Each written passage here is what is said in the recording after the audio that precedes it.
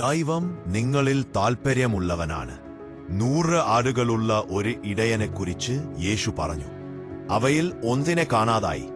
അവൻ 99 വിട്ട് കാണാതായ ആ ഒരു ആടിനെ അന്വേഷിച്ചുപോയി. ഇന്ന് രാത്രി നിങ്ങൾ ആ കാണാതായ ആടാണോ?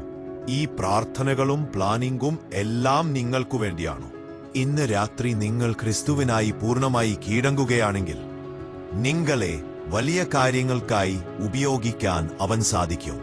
അതെ, യേശു നിങ്ങൾക്കു വേണ്ടി മരിച്ചു. അവൻ ക്രൂശിൽ മരിച്ചത് നിങ്ങൾ അവനെ കർത്താവായും രക്ഷകനായും അറിയുന്നതിനാണ്. നിങ്ങൾ ചോദിച്ചേക്കാം, ഞാൻ എന്താണ് ചെയ്യേണ്ടത്? ഇത് വളരെ ലളിതമാണ്. കൊച്ചുകുട്ടികൾക്ക് പോലും സ്വീകരിക്കാൻ കഴിയുന്നത്ര ലളിതമാണ്. കാഴ്ചയില്ലാത്തവർക്കും കേൾവിയില്ലാത്തവർക്കും സംസാരിക്കാൻ കഴിയാത്തവർക്കും വരാൻ കഴിയുന്ന അത്ര ലളിതം. വലിയ വിദ്യാഭ്യാസമുള്ളവർക്കും കടന്നുവരാൻ കഴിയുന്ന അത്ര ലളിതമാണത്. നിങ്ങളുടെ പാപങ്ങളിൽ നിന്ന് നിങ്ങൾ അനുതപിക്കണമെന്ന് അവൻ പറഞ്ഞു. അതിനർത്ഥം നിങ്ങളുടെ ജീവിതരീതി മാറ്റാൻ നിങ്ങളുടെ തയ്യാറാണെന്നാണ്. നിങ്ങൾ ദൈവത്തോട്, ദൈവമേ എന്നോട് ക്ഷമിക്കണമേ എന്ന് പൂർണ്ണ ഹൃദയത്തോട് പറയണം. സാധ്യമായ കാര്യങ്ങളിൽ എല്ലാം നിങ്ങൾ ചെയ്ത തെറ്റുകൾക്ക് പരിഹാരം ചെയ്യുക.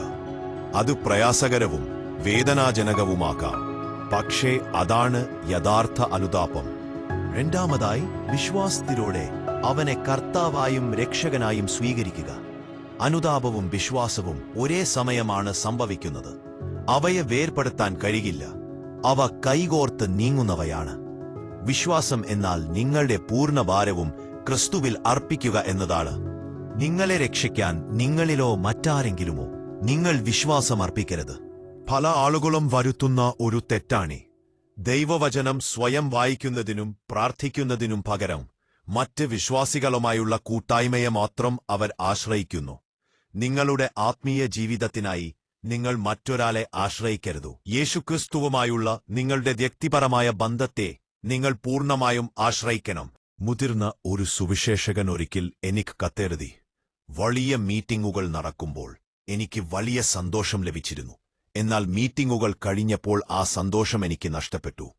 തന്റെ വ്യക്തിപരമായ പ്രാർത്ഥനാ ജീവിതം അദ്ദേഹത്തിന് നഷ്ടപ്പെട്ടിരുന്നു. മീറ്റിംഗുകളും ആരോഗ്യവും കുറഞ്ഞപ്പോൾ അദ്ദേഹത്തിന്റെ സന്തോഷവുമില്ലാതായി.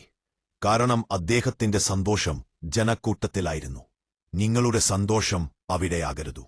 ക്രിസ്തുവിനെ നിങ്ങളുടെ ഹൃദയത്തിലേക്ക് സ്വീകരിക്കുക. അവനെ നിങ്ങളുടെ രക്ഷകനും കർത്താവുമായി മാറ്റുക.